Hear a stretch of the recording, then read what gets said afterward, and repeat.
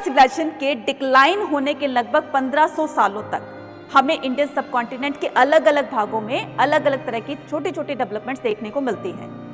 यही वो time period होगा जब कुछ लोग आकर यहाँ पर नदियों के किनारे सेटल्ड हो जाएंगे। हड़प्पा सिविलाइजेशन के डिक्लाइनेशन में हमने एक रीजन ये भी पढ़ा था कि कुछ लोगों ने आकर के हड़प्पन वासियों को मार दिया और खुद वहां पर सेटल्ड हो गए। तो इंदस रिवर और उनकी ट्रिब्यूटरीज के आसपास में सेटल्ड होकर इन्होंने ऋग्वेद की रचना करी। यही लोग होंगे जो आर्यंस कहलाएंगे। इन्होंने इंडियन सबकॉन्टिनेंट के अलग अलग भागों में ग्रुप्स में रहना स्टार्ट कर देंगे और यही ग्रुप क्या कहलाएंगे, जनपद कहलाएंगे। फिर ये जनपद से महाजनपद में कन्वर्ट हो जाएंगे। दैट मीन्स कि महाजनपद को आज के नाम से हम स्टेट के नाम से जानते हैं। और यही स्टेट जो है किस तरीके से पावरफुल बनेंगे, और इनमें से सबसे पावरफुल होगा हमारा मगध महाजनपद। मगध महाजनपद किस तरीके से पावरफुल बनता है, साथ साथ में कौन कौन सी डायनेस्टीज ने पूरे इंडियन सबकॉन्टिनेंट के अंदर कहां कहां पर रूल किया, ये सारी चीजें पढ़ेंगे आज के इस चैप्टर के अंदर। Hello student, welcome back to my ZETA 24/7। This is Anita Sharma, your history mentor. Student, आज के सेशन में हम करने वाले हैं क्लास 12th हिस्ट्री का चैप्टर 2, जिसका नाम है kings, farmers and town, early state and economics 600 BC to 600 CE। ये वो टाइम पीरियड है, यानी कि आज के इस चैप्टर के अंदर हम 1200 साल का इतिहास जानने वाले हैं। ये वो टाइम पीरियड है जिसमें अर्ली स्टेट्स बनेंगे, जिनको हम महाजनपदास के नाम से जानते हैं। ठीक है, कौन कौन से महाजनपदास हुए, कितने महाजनपदास हुए? मैम 16 महाजनपदास हुए। इन 16 महाजनपदास पर कौन कौन सी डायनेस्टी, कौन कौन से राजा रूल करते थे, ये भी हम इस चैप्टर के अंदर जानेंगे, राइट। और किस तरीके से अलग अलग इंडियन सबकॉन्टिनेंट के अलग अलग पार्ट्स पर कौन कौन सी डायनेस्टीज ने रूल करके इंडियन सबकॉन्टिनेंट को डेवलप किया, ये सारे चीजें जानेंगे आज के इस चैप्टर के अंदर। ठीक है, बहुत इंटरेस्टिंग, बहुत इंपॉर्टेंट चैप्टर होने वाला है। और इस चैप्टर को समझने के लिए तो वीडियो को लास्ट तक देखिएगा, और अगर आप चैनल पर हैं तो चैनल को सब्सक्राइब जरूर कीजिएगा, और इस वीडियो को ज्यादा से ज्यादा अपने नियर तक शेयर भी कर दीजिएगा। ठीक है, तो स्टार्ट करते हैं किंग्स, फार्मर्स एंड टाउन को। लेकिन ये सारी चीजें जानने से पहले हम थोड़ा सा बैक में जाएंगे, यानी कि हड़प्पा सिविलाइजेशन के बारे में थोड़ा सा यहाँ पर कनेक्ट करते हुए चलेंगे और अपने इस चैप्टर पर आएंगे, ताकि आपकी जो एक कनेक्टिविटी है प्रीवियस चैप्टर से इस चैप्टर की, आप उसको अच्छी तरीके से समझ पाओ। ठीक है, तो हम क्या करेंगे, थोड़ा सा हम हड़प्पा सिविलाइजेशन के बारे में बात करेंगे ताकि आप इसको अच्छे से कनेक्ट कर सको। तो हमने देखा कि हड़प्पा सिविलाइजेशन को 3 फेजेस में बांटा गया था। ठीक है, हड़प्पा सिविलाइजेशन को 3 फेजेस में डिवाइड किया गया था। ठीक है, सो फर्स्ट, जिसको अर्ली फेज कहा जाता है, तो इसका टाइम पीरियड था आपका 6000 से लेकर के और 2600 BC तक। ठीक है, ये आपका अर्ली फेज था हड़प्पा का। सेकेंड की अगर मैं बात करूं, जिसको मैच्योर हड़प्पा फेज कहा जाता है, तो 2600 से लेकर के 1900 BC तक का टाइम पीरियड है। उसके बाद 1900 BC से लेकर के और 1300 BCE तक का टाइम पीरियड जो है वो आपका लेटर फेज कहलाता है हड़प्पा का। इसी दौरान क्या हो गया था, हड़प्पा का डिक्लाइनेशन स्टार्ट हो गया था। कहने का मतलब ये कि 1900 से इसका डिक्लाइनेशन स्टार्ट हो गया था, लेकिन जो हमारा सेकेंड चैप्टर स्टार्ट हो रहा है वो हो रहा है हमारा 600 BC से। तो बोलोगे मैडम इतना गैप? हाँ जी, इतना गैप। मैंने कहा ना कि इंडियन सबकॉन्टिनेंट में 1500 यानी कि हड़प्पा सिविलाइजेशन के डिक्लाइन होने के 1500 ईयर्स तक, ठीक है, बहुत छोटे छोटे इंडियन सबकॉन्टिनेंट के अंदर हमें डेवलपमेंट के प्रूफ मिले। अब ये कौन करेंगे डेवलपमेंट, किस तरीके से चीजें रीस्टार्ट होंगी?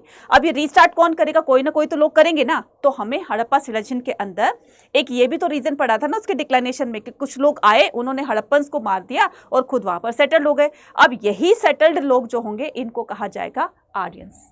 इनको क्या कहा जाएगा? इन्हीं पीपल को कहा जाएगा आर्यंस। ठीक है, आर्यंस होगा। तो अब यही जो टाइम पीरियड होगा 1500 वाला, यानी कि यहाँ से यहाँ तक का यही टाइम पीरियड हड़प्पा सिविलाइजेशन के डिक्लाइन होने के बाद से जब स्टार्ट होता है, यही पीरियड वैदिक पीरियड कहलाता है। ये पीरियड क्या कहलाता है? वैदिक पीरियड कहलाता है। क्या कहलाता है बच्चा? वैदिक पीरियड कहलाता है। तो वैदिक पीरियड को भी 2 फेजेस में डिवाइड किया गया। तो अर्ली फेज है इसका 1500 से लेकर के 1500 से लेकर के और 1000 BCE। ठीक है, इसका जो लेटर जो फेज है, ठीक है, उसको कहा जाएगा, मतलब उसका टाइम पीरियड होगा 1000 से लेकर के 500 BCE। ठीक है, ये कई बार आपसे डेट में से क्वेश्चन पूछ लिए जाते हैं। तो ये है इसका अर्ली फेज, अर्ली वैदिक पीरियड, और ये आपका लेटर वैदिक पीरियड। ठीक है, ये आपका लेटर वैदिक पीरियड। तो हम इसमें जानेंगे 1200 साल का इतिहास, ठीक है। हम इस चैप्टर के अंदर जानेंगे 1200 साल की हिस्ट्री जानेंगे, ठीक है, किस तरीके से आर्यन से आकर के और वहां पर अपनी सेटलमेंट स्टार्ट कर दी है। अब यही सेटलमेंट जो होगी वो धीरे धीरे डेवलपमेंट की तरफ लेकर जाएगी, यानी कि इन सेटलमेंट्स जब ये यहाँ पर रहना स्टार्ट कर देंगे, एग्रीकल्चर करेंगे, पैस्टोरलिज्म करेंगे, है ना, अपने आप को वहाँ पर स्टेबल करेंगे, तो चीज़ें धीरे धीरे डेवलप होती चली जाएगी। और यही जो है छोटे छोटे कबीलों में रहना स्टार्ट कर देंगे, यही कबीले जनपद बनेंगे, जनपद से महाजनपद आज बनेंगे। ये सारी चीज़ें आज के चैप्टर में बताने वाली, ठीक है। तो थोड़ा सा हमने क्या किया, हड़प्पा सिविलाइजेशन को कनेक्ट करके अब हम आगे के टाइम पीरियड पर आते हैं, ठीक है। चलिए, तो इंट्रोडक्शन पार्ट में हम क्या करते हैं, इंट्रोडक्शन पार्ट में हम समझेंगे कि after end of the Harappan civilisation during the long span 1500 year, जो मैंने अभी अभी आपको बताया कि 1500 ईयर्स तक हमने छोटे छोटे इंडियन सब कॉन्टिनेंट के अंदर अलग अलग पार्ट्स में डेवलपमेंट देखे। This was also the period during the Rigvedas, और यही वो टाइम पीरियड होगा जब ऋग्वेद की रचना की जाएगी।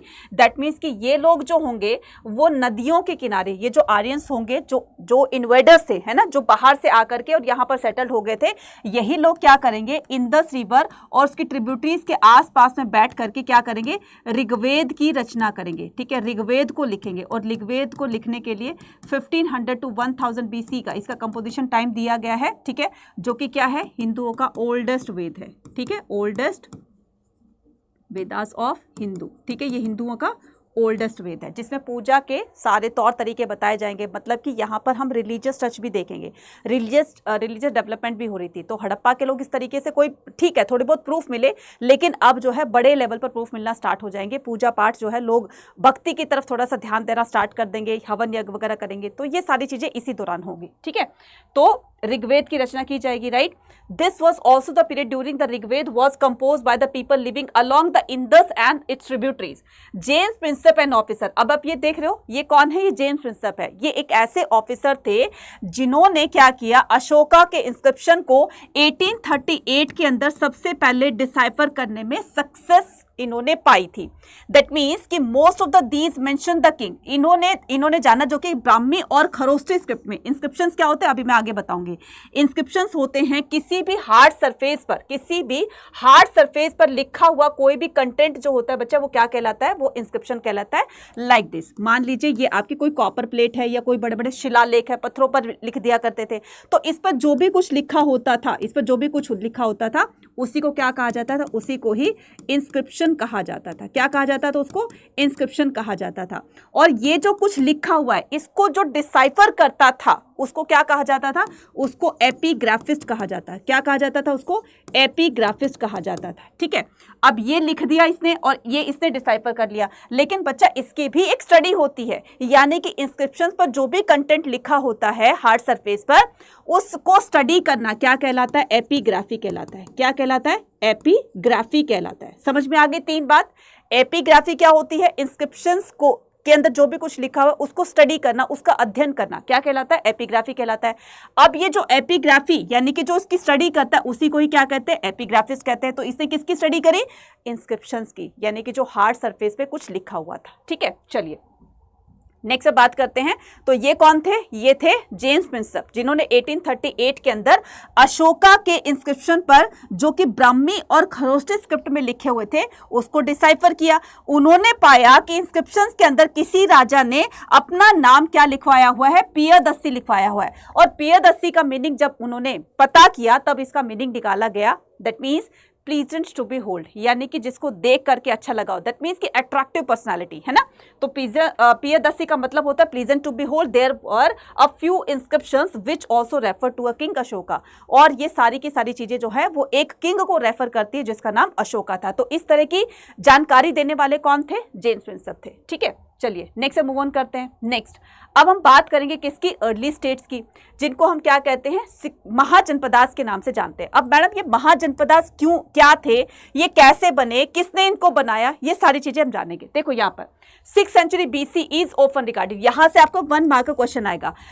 ऐसी कौन सी सेंचुरी है या ऐसा कौन सा टाइम पीरियड है जो कि इंडियन हिस्ट्री में एक टर्निंग पॉइंट लेकर आएगा, यानी कि ये टाइम पीरियड ऐसा होगा जो पहले कभी ऐसी चीजें नहीं हुई थी, इतनी अच्छी डेवलपमेंट नहीं हुई थी, इसमें इतने सारे चेंजेस नहीं देखने को मिले थे इससे पहले। तो 6th सेंचुरी BCE एक ऐसा टर्निंग पॉइंट है जिसमें कि इंडियन हिस्ट्री को एक मेजर टर्निंग पॉइंट के रूप में देखा जाता है। अर्ली बुद्धिस्ट टेक्स्ट, अब ये जो महाजनपदास होंगे इनका वर्णन हमें बुद्धिस्ट और जैना टेक्स्ट में भी मिलता है, ठीक है, जिनको हम 16 स्टेट्स के नाम से जानते हैं। मतलब 16 महाजनपदा, दैट मीन्स कि 16 स्टेट्स हो गए, राइट। तो अब हम बात करते हैं किसकी, जनपद की। लेकिन जनपद से पहले जन कौन होते थे, जनपदास कैसे बने, फिर जनपद से महाजनपद और महाजनपद से एम्पायर कैसे बने, इसकी हिस्ट्री को हम पूरा का पूरा जानते हैं। देखो बच्चा, जो लोग हड़प्पा सिविलाइजेशन के आसपास में बैठकर, ठीक है, जो ऋग्वेद की रचना करेंगे, मतलब वहां पर सेटल्ड हो जाएंगे, तो ये लोग क्या करेंगे, ये लोग इंडिया के अलग अलग भागों में छोटे छोटे ग्रुप्स में रहना स्टार्ट कर देंगे, ठीक है, छोटे छोटे ग्रुप्स में रहना स्टार्ट कर देंगे। तो ये क्या हो जाएंगे, ये बच्चा ट्राइब बन जाएगी। ये क्या बन जाएगी, ट्राइब, यानी कि जिसको हम कबीले कहते हैं, ठीक है, जिसको हम कबीले कहते हैं। अब ये लोग जो ग्रुप में रहेंगे, यानी कि एक पर्सन को क्या कहा जाता है, संस्कृत में उनको जन कहा जाता है, ठीक है, तो उसको क्या कहा जाता है, जन कहा जाता है। जब ये बहुत सारे जन का मतलब क्या होता है बच्चा, पीपल, जन का मतलब क्या होता है, पीपल। जब बहुत सारे लोग एक ग्रुप में रहने लगेंगे तो ये क्या बन जाएगा, ये बन जाएगा जनपद। ये क्या बन जाएगा, जनपद बन जाएगा। जब बहुत सारे जनपद, ये जनपद, ये जनपद, ये जनपद, ये जनपद, जब बहुत सारे जनपद मिलकर इकट्ठे हो जाएंगे तब ये क्या बन जाएंगे, यानी कि एक जनपद ने दूसरे जनपद पर, एक जनपद के हेड ने दूसरे जनपद पर अटैक करके उसको मतलब उसको कंक्वायर कर लिया, उसको अपने कब्जे में ले लिया। अब इसका जनपद तो बड़ा हो गया, इसका जनपद और बड़ा हो गया, तो ये जो बहुत सारे जनपदों का ग्रुप है यही क्या कहलाएगा, यही बच्चा महाजनपद कहलाएगा। ये क्या कहलाएगा, महाजनपद कहलाएगा। यानी कि ये क्या हो जाएंगे, आज के टाइम में इसको हम स्टेट्स कहते हैं। क्या कहते हैं बच्चा, उसको हम स्टेट्स कहते हैं, ठीक है। तो ये महाजनपदास हो जाएंगे। तो बहुत सारे स्टेट्स मिलकर के क्या बनाते हैं, एक कंट्री बनाते हैं। तो यही बहुत सारे महाजनपदास मिलकर के क्या बनाएंगे, एक एम्पायर बनाएंगे। यानी कि जो भी इन महाजनपदों में से सबसे पावरफुल जनपद होगा, जिसपे कि सबसे बड़ा जो राजा होगा वो रूल करेगा, तो वो अपना एक बड़ा सा एम्पायर क्रिएट कर लेगा। कहने का मतलब ये, आज के टाइम में, मतलब अगर मैं आज के उसे कनेक्ट करके चलूँ तो बहुत सारे डिस्ट्रिक्ट, मतलब बहुत सारे लोग जो हैं जहाँ पर मिल करके रहते हैं तो वो एक डिस्ट्रिक्ट बनाते हैं, ठीक है। उससे पहले विलेज वगैरह भी होगा। डिस्ट्रिक्ट, बहुत सारे डिस्ट्रिक्ट बन जाते हैं तो स्टेट बनते हैं, बहुत सारे स्टेट बन जाते हैं तो कंट्री बनती है। सेम यही फंडा यहाँ पर है, ठीक है। तो पूरा का पूरा लग गया। मोस्ट महाजनपद, अच्छा ये जो चीज़ है जनपद, महाजनपद, ये सारे प्राकृत और संस्कृत भाषा में दोनों में यूज किए जाते हैं। मोस्ट महाजनपद वर रूल्ड, अब हर एक महाजनपद के अंदर, मतलब ज्यादातर महाजनपद के अंदर रूल किया करते थे कौन, किंग रूल किया करते थे। अब किंग के पास में पावर होती थी तो किंग अपनी पावर को डिस्ट्रीब्यूट कर देता था। तो उसी सिस्टम को क्या कहा जाता है, ओलिगैची कहा जाता है। हर एक महाजनपद की अपनी एक कैपिटल होती थी। जैसे मान लो आप किसी भी स्टेट में रह रहे हो तो आपकी स्टेट की कैपिटल होगी ना। इसी तरीके से हम इंडिया में रह रहे हैं तो इंडिया की अपनी कैपिटल है, इसी तरीके से स्टेट की भी कैपिटल होती है। तो हर एक महाजनपद की अपनी कैपिटल होती थी और उस कैपिटल को फोर्टिफाइड कराया जाता था। बड़ी बड़ी दीवारों से घेराबंदी की जाती थी, भाई बाहर से कोई अटैक इस पर ना करे, इसको कोई नुकसान ना पहुंचाए, इसीलिए इसकी सिक्योरिटी की जाती थी, ठीक है। तो इसको क्या कहा जाता है, महाजनपदास, ठीक है। नेक्स्ट, ये है बच्चा आपका 16 महाजनपदास, ठीक है, ध्यान से देखना। ये पूरे के पूरे क्या है आपके 16 महाजनपदास। दैट मीन्स कि अवंती, सूरसेन, मत्स्य, चेदी, वत्स, मगध, अंगा, ठीक है, काशी, कौशल। कई बार इससे आपके, अगर मैं CUET की बात करूं तो इससे आपके क्वेश्चंस आते हैं, जैसे आपको डायरेक्शंस में लगाने हैं कि यानी कि नॉर्थ से साउथ की तरफ अरेंज करते हुए आपको इन प्लेसेस को अच्छी तरीके से अरेंज करना है, या फिर वेस्ट से ईस्ट की तरफ, ईस्ट से वेस्ट की तरफ, इस तरीके से आपके पूछे जाते हैं। तो इनकी लोकेशन देख लेना, कौन नॉर्थ से साउथ की तरफ और कौन ईस्ट से वेस्ट की तरफ आ रहा है, ठीक है। नेक्स्ट बात करते हैं अर्ली स्टेट की। First among the 16 Mahajanapadas. इन 16 महाजनपदास में से एक सबसे बड़ा सबसे पावरफुल महाजनपद बनता है जिसका नाम था मगध, ठीक है, जिसका नाम क्या था बच्चा, मगध। मगध को इतना ज्यादा पावरफुल बनाने में, ठीक है, अब कोई किसी एक राजा का तो हाथ होगा नहीं, तो ऐसे बहुत सारे राजास हुए। खास करके मैं 3 रूलर्स के नाम बताऊंगी जिन्होंने मगध को पावरफुल बनाने में अपना बहुत बड़ा कंट्रीब्यूशन दिया, ठीक है। तो वो कौन कौन थे, अगर आपको पता है तो आप भी मुझे कमेंट सेक्शन में लिखकर बता सकते हो। तो मगध को पावरफुल बनाने में बिंबिसार, जो कि हर्यक डायनेस्टी के थे, ठीक है, कौन, बिंबिसार, ठीक है। दूसरे कौन हो जाएंगे, अजात शत्रु, ठीक है, अजात शत्रु, ठीक है, और महापद्मानंद, महापद्मानंद, ठीक है, महापद्मानंद। राइट तो इनका मगध को पूरा का पूरा मतलब वेल स्टैब्लिश करने में या वेल डेवलप्ड करने में इन राजाओं का बहुत बड़ा कंट्रीब्यूशन रहा है। बिटवीन टू 6th सेंचुरी से लेकर के 4th century BCE Magadha present day Bihar, तो आज का बिहार पहले का मगध हुआ करता था। तो ये 16 महाजनपदास में से मगध सबसे पावरफुल बना।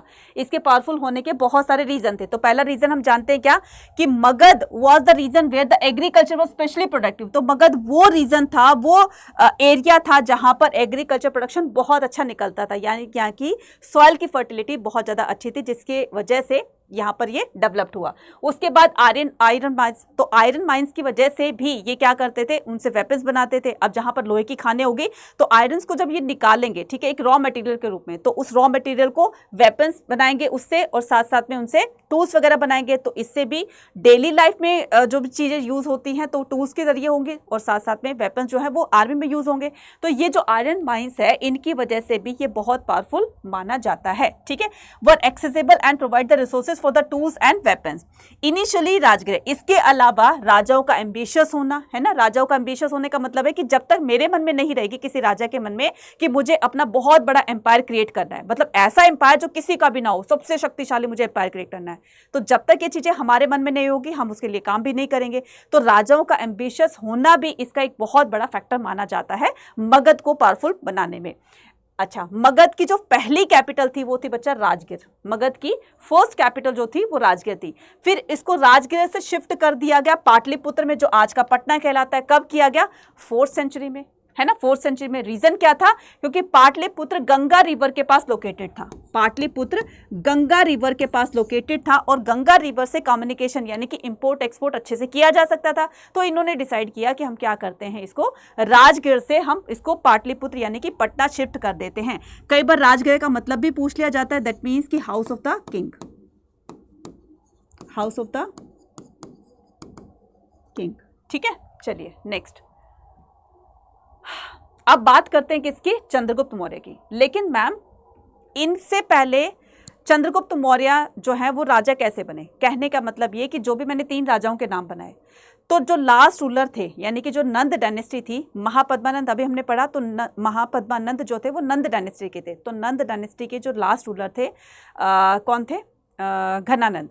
तो घनानंद को हरा करके चंद्रगुप्त मौर्य ने मौर्य साम्राज्य की स्थापना की। दैट मीन्स कि जो चाणक्य था, चाणक्य नाम सुना होगा, जिनको कौटिल्य भी कहा जाता है, जिनको विष्णुगुप्त भी कहा जाता है, तो ये घनानंद के दरबार में एक ब्राह्मण के रूप में काम किया करते थे। तो किसी बात को लेकर के और इनके बीच में दोनों में मिसअंडरस्टैंडिंग क्रिएट हो जाती है, और चाणक्य को लगा कि इन्होंने मेरे को इंसल्ट कर दिया। तो वहाँ पर एक अपनी कसम खाकर जाते हैं कि मैं जो है तुमसे बदला लूँगा और बहुत जल्दी जो है तुम्हें बर्बाद कर दूंगा, यानी कि तुम जो राजा बने हुए रंक बन जाओगे, यानी कि तुम रोड़पति बन जाओगे, करोड़पति से रोड़पति बन जाओगे, है ना, कुछ इस तरीके से।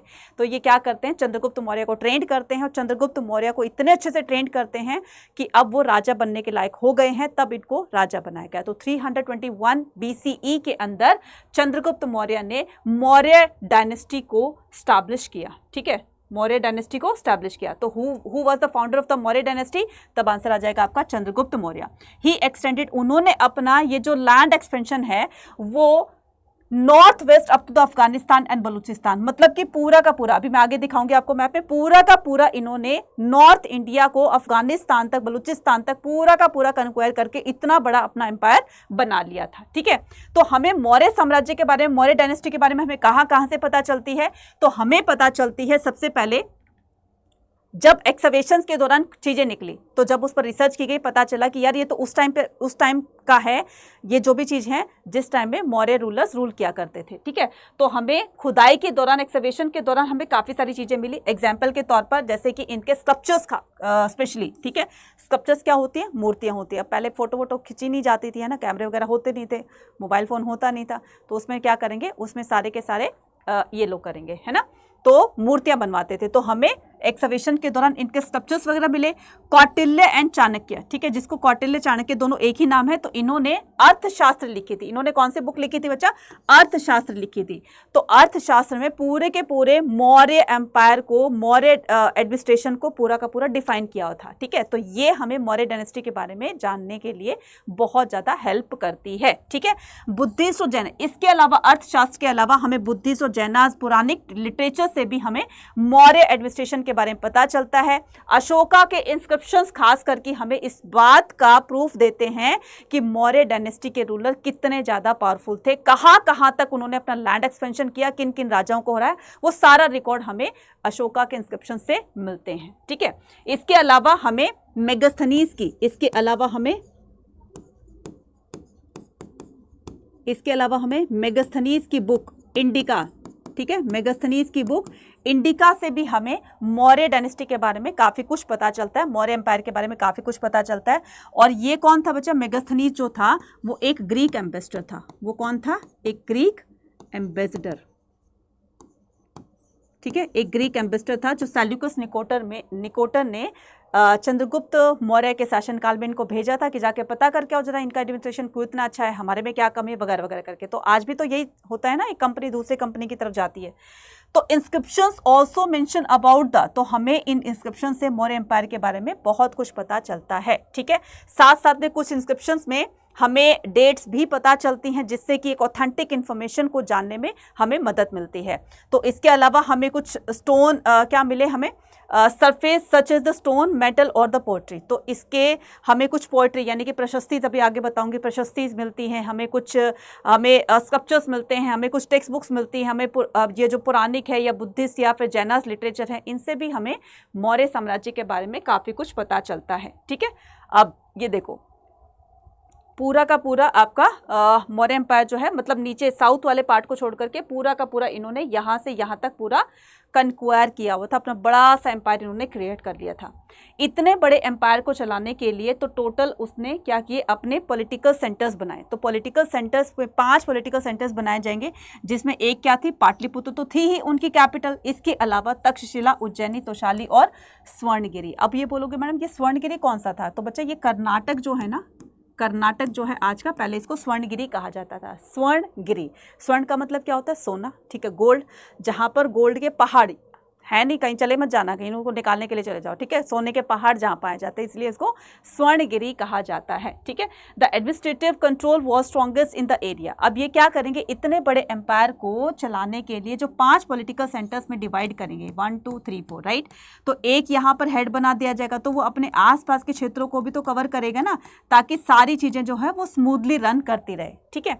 अब इनके जो कम्युनिकेशन होती थी वो लैंड रूट से भी होती थी, रिवराइन रूट से भी, और साथ साथ में सी रूट से भी फॉलो की जाती थी। अगर उनको किसी दूसरे देश के साथ अपने ट्रेड रिलेशंस बनाने होते थे तो वो सी वोयाजेस किया करते थे, समुद्री यात्राएं किया करते थे। तो इनकी communication land route, riverine route और साथ साथ में आपके सी रूट से भी फॉलो किए जाते थे। मतलब जो भी सेल परचेज का या इंपोर्ट एक्सपोर्ट का काम होगा तो इनके जरिए होता था। लैंड रूट की अगर मैं बात करूं तो लैंड रूट कहाँ से फॉलो किया जाता था? तो ये किया जाता था उज्जैनी से, क्योंकि उज्जैनी के आसपास में कोई भी रिवर नहीं थी। तो उज्जैनी से क्या किया जाएगा? लैंड रूट फॉलो किया जाएगा। पाटलिपुत्र जो कि क्या हो जाएगा? गंगा के किनारे, ठीक है, जो कि गंगा रिवर के पास लोकेटेड था, तो इससे रिवराइन रूट फॉलो किया जाएगा। और बच्चा यहाँ पर है पुहार, ठीक है, यहाँ पर क्या है? पुहार है। तो पुहार से क्या करेंगे? पुहार से ये सी ट्रैवलिंग किया करेंगे, है ना, सी वोयाजेस क्या करेंगे। चलिए अब हम बात करते हैं मौर्य एम्पायर के नेक्स्ट फेज की। चंद्रगुप्त मौर्य के बाद, ठीक है, चंद्रगुप्त मौर्य के बाद उनका बेटा बिंबिसार राजा बनता है, जो कि अशोक के फादर थे, ठीक है। उसके बाद बिंबिसार के बाद में द ग्रेट अशोका रूलर बनते हैं, राजा बनते हैं। फटाफट से कमेंट सेक्शन में लिखकर बताओ कि सम्राट अशोक का टाइम पीरियड कब से कब तक था। और इन्होंने कलिंग बैटल को भी विन किया था। कलिंग आज का ओडिशा, ठीक है, पहले उसका कलिंग नाम था, आज का उसका ओडिशा नाम रख दिया गया है, ठीक है। तो इन्होंने कलिंग बैटल में कलिंग को हरा करके और अपना बड़ा एम्पायर और क्रिएट कर लिया, ठीक है। तो इंपॉर्टेंस ऑफ द एम्पायर। अब बच्चे ये देखो कि इतना बड़ा एम्पायर बनाने के बाद ठीक है, इतना बड़ा एम्पायर के बनाने के बाद, इतना अच्छी तरीके से उसको चलाने के बाद, अब मान लो वो डिक्लाइन हो गया, डिक्लाइन तो हो गई है ना, तो मौर्य साम्राज्य का डिक्लाइन कब होता है ये भी मैं लिख देती हूँ। तो डिक्लाइन हो जाता है 185 बीसी के अंदर, ठीक है, 185 बीसी के अंदर मौर्य डायनेस्टी क्या हो जाती है बच्चा, डिक्लाइन हो जाती है। क्या हो जाती है, डिक्लाइन हो जाती है, ठीक है। इसके डिक्लाइन होने के बाद शुंग और कर्ण डायनेस्टी के रूलर आएंगे जो कि वहां पर रूल करेंगे। खैर इसमें भी बताऊंगी मैं बात आगे, ठीक है। तो जो सम्राट अशोक थे वो सभी राजाओं में से सबसे अच्छे माने जाते थे, है ना। क्यों माने जाते थे इसका भी रीज़न बताते हैं। पहले जो माना जाता है कि सम्राट अशोक जो थे, ग्रेट अशोका जो थे, बहुत ज़्यादा क्रूल थे, मतलब उन्होंने अपने 99 ब्रदर्स को मार करके और खुद राजगद्दी पर बैठ गए थे, है ना। तो इस तरीके से, खैर ये माइथोलॉजीज हैं, ठीक है, इसमें कितनी सच्चाई है हम उस पर नहीं जाते हैं, लेकिन हम यहाँ पर बात करेंगे in the 19th century the history of the early India including the Maurya empire was discovered, ठीक है। 19th सेंचुरी में मौर्य एम्पायर के बारे में डिस्कवरी स्टार्ट हो गई थी कि भाई हमें इसको जानना है। क्यों जानना है, इसकी भी एक ज़रूरत पड़ी हमें। देखो, हमारा इंडिया, हमारी गवर्नमेंट क्लेम कर सकती है जब उसके पास कोई प्रूफ होगा। हम ये कैसे क्लेम कर सकते हैं कि हमारे इंडिया की बाउंड्री यहाँ से यहाँ तक है, कोई ना कोई तो पिछले पास्ट में वो रहा होगा ना, प्रूफ रहा होगा कि हमारा इंडिया यहाँ से यहाँ तक फैला हुआ है ना, हिमालय में यहाँ से यहाँ तक, हिमालय की तरफ यहाँ से यहाँ तक, साउथ में यहाँ से यहाँ तक। कैसे पता चला, क्योंकि जो पहले के राजा थे उन्होंने उसको कन्क्वायर किया हुआ था, तो धीरे धीरे ये सारी चीज़ें इंडियन सब कॉन्टिनेंट में इंक्लूड हो गई, जितने भी एरियाज थे। तो हम ये क्लेम कर सकते हैं कि हमारा एरिया यहाँ से यहाँ तक है, कोई दूसरा, कोई चाइना, कोई पाकिस्तान या कोई अफगानिस्तान या कोई और जो है इतने एरिया को कन्क्वायर नहीं कर सकता है। मतलब ये एरिया हमारा है, हम ये कह सकते हैं दावे के साथ में कि देखो ये हमारे पास प्रमाण है, ये हमारे पास प्रूफ है, जो कि हमारी हिस्ट्री वगैरह में या फिर कहीं भी आप दूसरे देशों में भी देख सकते हो कि इंडिया का यहाँ से यहाँ तक का एक्सपेंशन रहा है। इसीलिए इन सभी चीज़ों को क्लेम करने के लिए हमें सबसे ज़्यादा जो एक इम्पॉर्टेंट सोर्स जो मिला वो था हमारा मौर्य डायनेस्टी का। तो मौर्य डायनेस्टी का मैप हमें ये बताता है कि हमारा इंडिया यहाँ से यहाँ तक फैला हुआ है, ठीक है। तो in the 19th century the history of the early India including the Maurya empire was discovered. Ashoka came to be regarded, Ashoka को एक इंस्पायरिंग फिगर माना जाता था, मतलब अट्रैक्टिव पर्सनालिटी माना जाता था, सबसे हम्बल थे, सबसे काइंड थे। Figure by the nationalist leader, he was the more humble than ruler who adopted the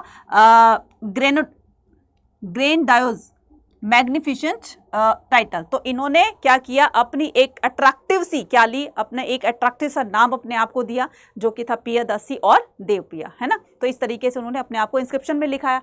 अब रीजन क्या था कि इन्होंने अशोक क्यों नहीं लिखवाया, इसका एक रीजन था।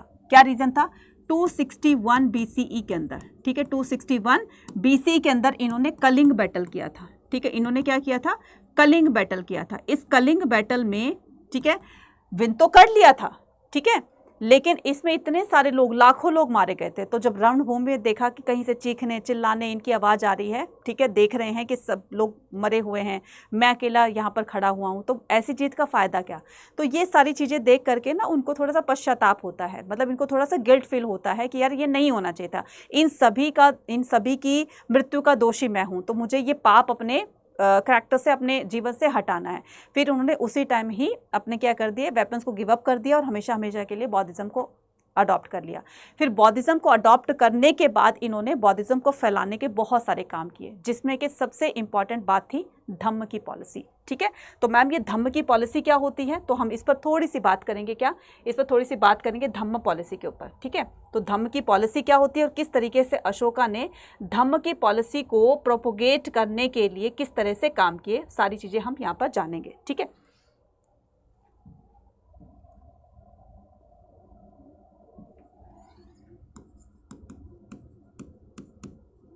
अशोकास धम्म, ठीक है, अशोक की धम्म पॉलिसी,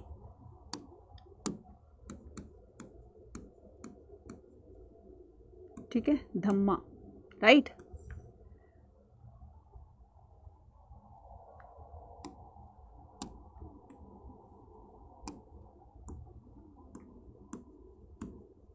राइट, अब ये धम्म की पॉलिसी क्या है, ध्यान से देखना इसको। धम्म की पॉलिसी क्या है, तो अशोका ने एक ऐसा रूल कह सकते हो, एक ऐसा धर्म बनाया, एक ऐसी पॉलिसी, एक ऐसी नीति लागू करी जिसको कि यूनिवर्सल एप्लीकेबल होगी। यूनिवर्सल एप्लीकेबल का मतलब है कि सभी लोग इसको अपनाएंगे। जहां जहां पर जहां तक उनका शासनकाल था, तो उनको सभी लोगों को ये जो है एक तरीके से बताया गया कि तुम्हें सभी धर्मों को एक समान समझना है। मतलब ऐसा नहीं है कि तुम जो है अपने धर्म को ऊपर समझो, दूसरों के धर्म को तुम नीचा दिखाने की कोशिश करो, ऐसा नहीं होना चाहिए। सभी में आपस में भाईचारे की फीलिंग होनी चाहिए, ब्रदरहुड की फीलिंग होनी चाहिए, आपस में प्रेम से रहोगे, बड़ों का सत्कार करना चाहिए, आदर सम्मान करना चाहिए, ब्राह्मणों का भी आदर सम्मान करना चाहिए, वगैरह वगैरह। तो ये जो कुछ आपके मॉरल एटिकेट्स जो होते हैं ना, इन्हीं को क्या कहा गया, धम्म कहा गया, धम्म पॉलिसी कहा गया, राइट। तो इसमें कुछ ऐसी बातें लिखी हुई थी जो कि हर किसी को फॉलो करनी होती थी, और तभी जाकर के हमारे राज्य में शांति बन सकती है। अच्छा, फिर उसके बाद में अशोका ने इस धम्म को फैलाने के लिए, ठीक है, सम्राट अशोक ने धम्म को फैलाने के लिए जिन स्पेशल ऑफिसर्स की नियुक्ति करी, ठीक है, जिन स्पेशल ऑफिसर्स की, ठीक है, रिक्रूटमेंट करी, उसको कहा जाता है धम्म महामत्ता। उसको क्या कहा जाता है बच्चा, धम्म महामत्ता, ठीक है, उसको क्या कहा जाता है, धम्म महामत्ता कहा जाता है। इसके अलावा अशोक ने अपने बेटे जिनका नाम था महेंद्र, ठीक है, जिनका नाम क्या था, महेंद्र, और उनकी बेटी थी जिनका नाम क्या था, संघमित्रा, जिनका नाम क्या था, संघमित्रा, ठीक है। तो संघमित्रा को भी क्या किया गया, ये उनकी डॉटर थी बच्चा, कौन थी, उनकी डॉटर थी। इन दोनों को ही धम्म को फैलाने के लिए या बौद्धिज्म को फैलाने के लिए इनको श्रीलंका भेजा गया, ठीक है, इनको श्रीलंका भेजा गया, ठीक है, कि जा करके और तुम लोग स्प्रेड करो इसको, ठीक है, ताकि सभी लोग इसको फॉलो करें और एक ये विश्व शांति जो है वो एक कायम रह सके इस तरीके से, ठीक है। चलिए नेक्स्ट बात करते हैं। अब ये तो था चलो सारा नॉर्थ इंडिया की बात हम कर रहे थे, अब हम बात करेंगे किसकी, साउथ इंडिया की। तो साउथ इंडिया पर ये गलती मत करना कि साउथ इंडिया पर मौर्य डायनेस्टी या मौर्य डायनेस्टी के रूलर रूल किया करते थे, ठीक है, या जो भी मौर्य साम्राज्य के बाद में डिक्लाइन होने के बाद में जो भी डायनेस्टीज आई तो उन्होंने साउथ में भी रूल किया था। नहीं बच्चा, साउथ में कौन रूल कर रहे थे उस टाइम में, चोला, चेरास और पांड्यास, यानी कि साउथ की अपनी एक अलग ही सिग्निफिकेंस थी, है ना। तो chieftains and the king in the south, तो ये जो चीफन्स होते थे, लाइक किंग जो होते थे साउथ इंडिया में, ये भी जैसे नॉर्थ इंडिया के रूलर रूल किया करते थे नॉर्थ में, इसी तरीके से साउथ में भी ये रूल किया करते थे।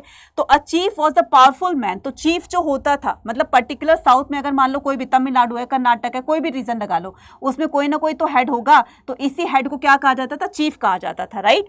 तो chief was powerful man whose position may और मे नॉट बी हेरिडिटी, तो हो सकता है इसकी पोजिशन हेरिडिटी हो, मान लो राजा का बेटा, उसका बेटा, उसका बेटा, तो ये डायनेस्टिक चलता आता था, इसको डायनेस्टिक रूल कहते हैं। तो अगर मान लो उस दौरान किसी दूसरे राजा ने आकर के इस राजा को हरा दिया तो वो डायनेस्टिक रूल हट जाएगा ना, मतलब ब्रेक हो जाएगा, दैट मीन्स कि अब उसका रूल चलेगा। तो ये हेरिडिटी हो भी सकता था और नहीं भी हो सकता था, unlike the king usually collected था। तो इसमें बोला गया था, मतलब जैसे अगर मैं नॉर्थ इंडिया के रूलर्स की बात करूं, चंद्रगुप्त मौर्य की बात करूं या उसके बाद में आने वाले राजाओं की बात करूं, तो धर्मसूत्र, धर्मशास्त्र लिखे जाएंगे, उसमें बताया जाएगा कि राजा को कलेक्शन करना है रेवेन्यू का, ताकि वो लोगों से रेवेन्यू कलेक्ट करके उसी फंड को अपने जो भी पर्टिकुलर राज्य होगा, ठीक है, जो भी साम्राज्य होगा उसकी डेवलपमेंट में लगाएं। यानी कि राजा को कर वसूलने का अधिकार जो है वो धर्मसूत्र, धर्मशास्त्र में उसको मेंशन करके बताया गया था कि तुम्हें राज्य की डेवलपमेंट करनी है, तुम्हें लोगों की देखभाल करनी है, उसकी रक्षा करनी है, लेकिन उसके लिए तुम्हें उनसे फंड लेना होगा। तो ये राजा का धर्म कहलाता है। इस तरह की बातें धर्मसूत्र में लिखी हुई थी। सेम यही रूल फॉलो करेंगे कौन, साउथ के रूलर्स भी रूल जो है फॉलो करेंगे इन रूल्स को।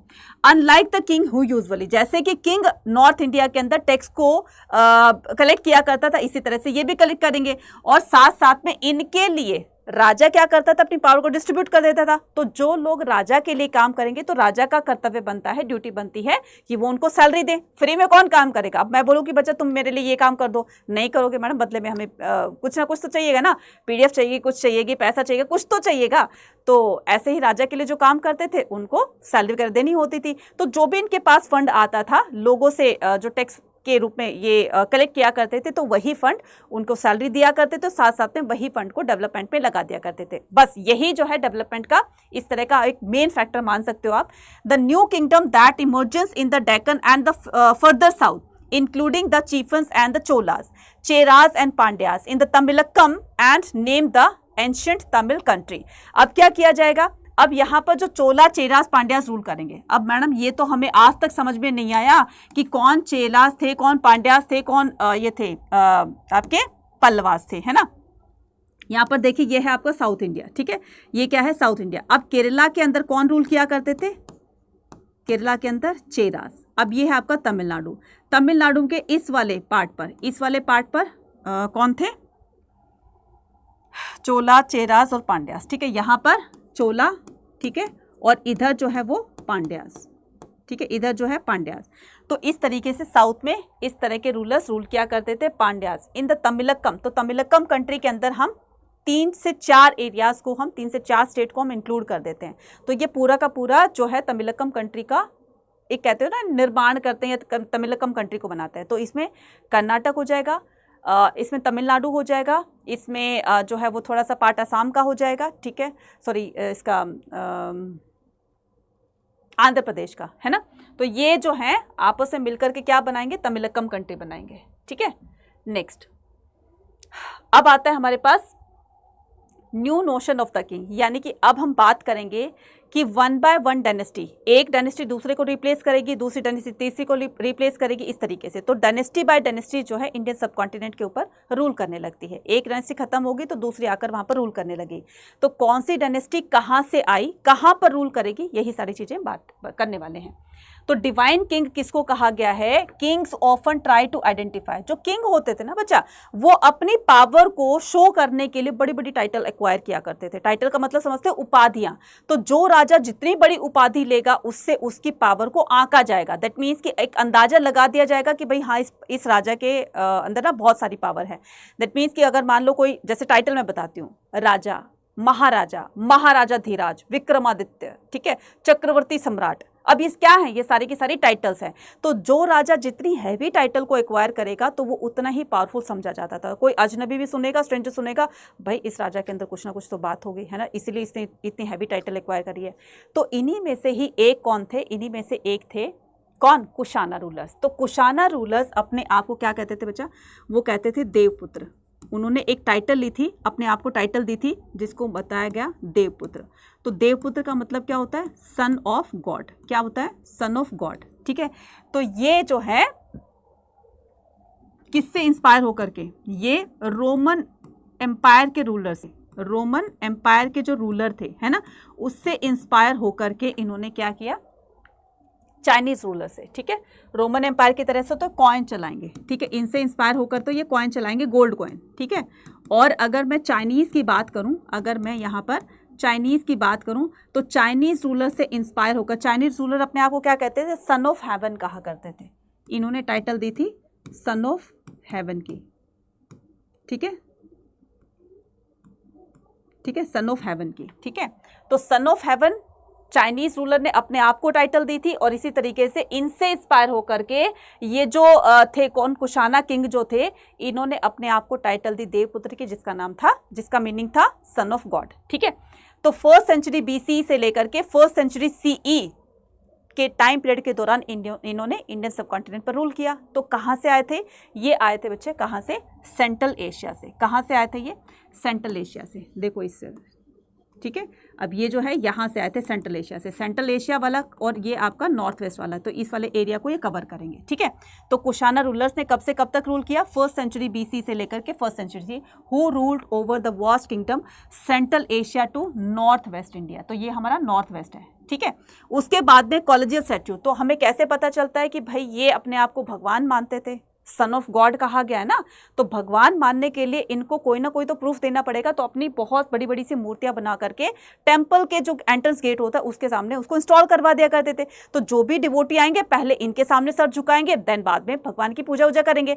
तो इस तरीके से बड़ी बड़ी मूर्तियों को इंस्टॉल करवा दिया। और ऐसी मूर्तियां हमें एक मिली हमें मथुरा से और एक मिली हमें अफगानिस्तान से। हालांकि ऊपर की मुंडी वुड्डी जो है वो गायब है, लेकिन नीचे का स्ट्रक्चर हमें एज इट इज मिला है। इससे ये शो होता है कि वो अपने आप को भगवान से कम नहीं समझते थे। लोगों को कहते थे कि हम ही तुम्हारे लिए भगवान है, बस हमें ही भगवान मानो, हम जो भी तुम्हें ऑर्डर देते हैं तो उसकी आज्ञा का पालन करना तुम्हारा परम धर्म है। यानी कि भगवान की आज्ञा को टालने, जैसे टालते हो ना, जैसे उनको नहीं टालते हो, तो इसी तरीके से हमारी ऑर्डर को भी तुम्हें नहीं डिसओबे करना है। ठीक है, अब यहाँ पर बात करेंगे हम डेक्कन की। तो डेक्कन के अंदर क्या था बच्चा, डेक्कन के अंदर भी सामंताज होते थे जो राजा से नीचे वाली हायरार्की पे होते थे। तो सबसे पहले राजा होता था, देन उसके नीचे से नॉबल्स होते थे। तो it's a kind of noble app कह सकते हो। तो जैसे सामंताज थे, याद करो जरा, बाजीराव मस्तानी, नजर दो तेरी लागी मैं मस्तानी मस्तानी, है ना, जो मैं दीवानी दीवानी हो गई। तो बाजीराव मस्तानी, ठीक है, बाजीराव जो थे वो सामंत ही तो थे। तो सामंत का क्या काम होता है, सामंत एक तरीके से पर्टिकुलर एरिया के हेड होते हैं। रेवेन्यू कलेक्ट करना, वहां के रिसोर्सेज को यूज करना, तो ये काम वो करते थे, है ना, इनको छूट दी हुई थी। और कभी कभी अगर मान लो कि राजा को किसी लड़ाई में जाना है और उसको सेना की कमी पड़ रही है, या उसको अपना एक ऐसा मतलब वेल विशर चाहिए जो उसका साथ दे सके, तो कभी कभी राजा के लिए काम भी किया करते थे, अपनी सेना भी भेजते थे, तो खुद वहां पर राजा की खिदमत में हाजिर हो जाते थे, है ना, जैसे आपने तानाजी भी देखी होगी उस तरीके से, राइट। तो ये इंक्लूड होते थे। और जो ये सामंताज होते थे, man who maintain themselves through the local resources including the control over the land. तो जैसे राजा लोग अपने लैंड पर कंट्रोल किया करते थे, ऐसे सामंताज भी करते थे। अब ये तो बात कर रहे थे हम किसकी, सिटीज और टाउन की। अब हम बात करेंगे रूरल एरियाज की। देख रहे हो ना कि किस तरीके से हड़प्पा के डिक्लाइन होने के बाद कैसे चीजें दोबारा से धीरे धीरे स्टार्ट होती हैं, डेवलपमेंट होती है, और राजाओं का इमर्जेंस होता है, डायनेस्टीज आती हैं। अभी सारी चीजें देख रहे हो ना। तो सिटीज और टाउन तक हम आ गए थे। अब हम बात करेंगे किसकी, विलेज एरिया की बात करेंगे। तो रूरल एरिया में भी बच्चा बहुत मतलब 3 तरह की कैटेगरीज बनी हुई थी। एक तो वो कैटेगरी बनेगी जिसके पास बहुत सारी लैंड होगी। अब जब लोग सेटल्ड होकर रहने लगेंगे तो जाहिर सी बात है कि जहां पर रहेंगे उनके पास जमीन होगी। तो जिनके पास बहुत सारी जमीन होगी उनको क्या कहेंगे, जमींदार कहेंगे।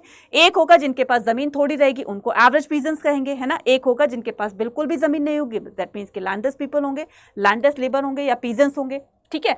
तो ये बोला जाएगा। अच्छा, अब हम बात करते हैं changing in the countryside की, popular perception of the king.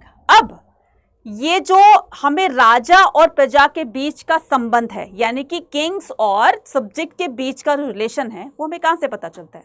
कहानी सुनी होगी ना आपने, दादी से, नानी से, कहीं से। एक राजा था, बड़ा क्रूल था, है ना, अपनी प्रजा को परेशान करता था, ये करता था। एक राजा था, वो बहुत दयालु था, इस तरीके से अपनी प्रजा के लिए अच्छे अच्छे काम किया करता था। कुछ इस तरीके से पॉजिटिव और नेगेटिव में आपने कहानियां सुनी होगी, स्टोरी सुनी होगी। बताना जरा कौन सी स्टोरी सुनी थी और किससे सुनी थी, दादी से सुनी थी, नानी से सुनी थी, या किसी और से सुनी थी, ठीक है। तो historian examine the story contain in the, तो ये हमें कहां से पता चलता है, सब्जेक्ट और किंग के बीच का रिलेशन ये हमें पता चलता है जातक कथाओं से, जातक टेल से, ठीक है। जातक क्या होती है बच्चा, जातक होती है कथाएं, स्टोरीज होती हैं, ठीक है। पंचतंत्र की स्टोरी से पता चलता है, ठीक है।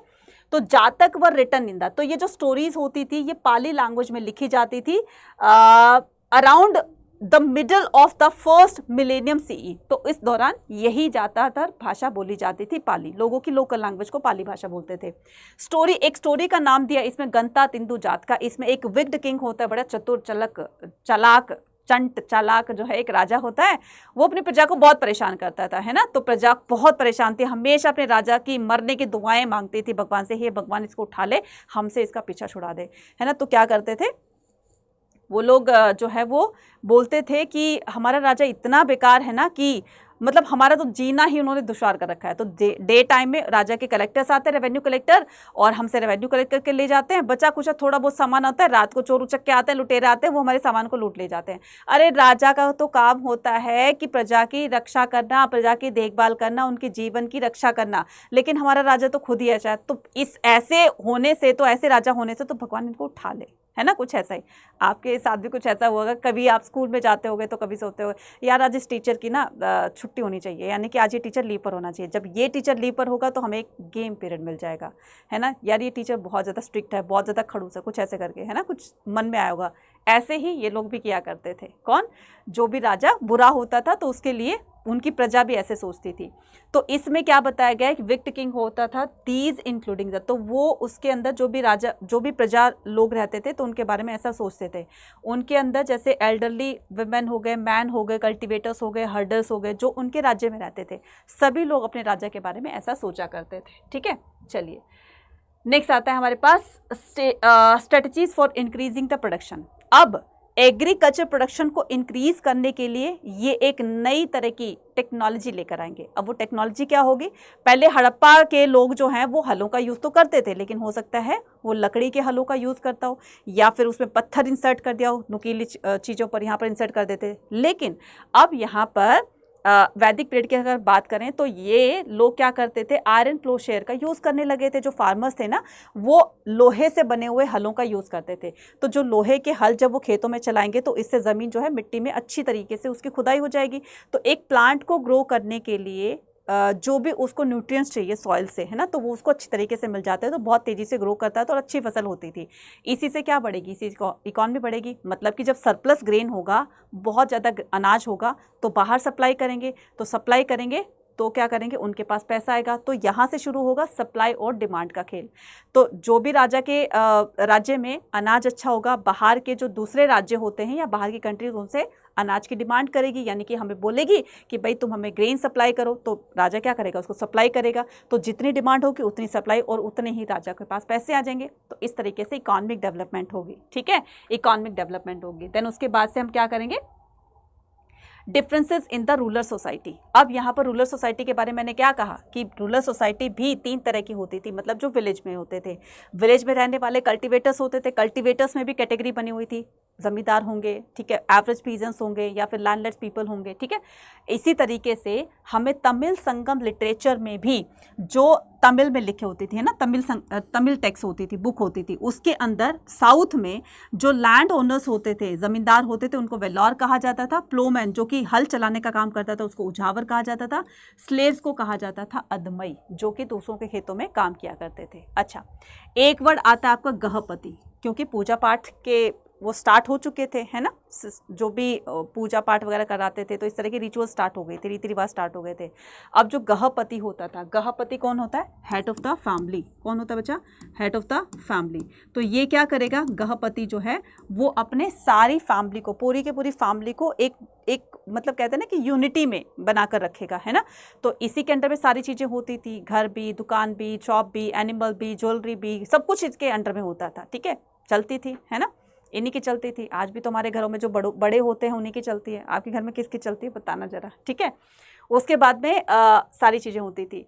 तो पहले बड़े बड़े हवन यज्ञ वगैरह करवाए जाते थे, है ना, जो राजा लोग ही करवाते थे। पहले लोग अपने घरों वगैरह में नहीं करते थे, फिर धीरे धीरे चेंज हुआ। ठीक है, ये जो सिस्टम था ये चेंज हुआ।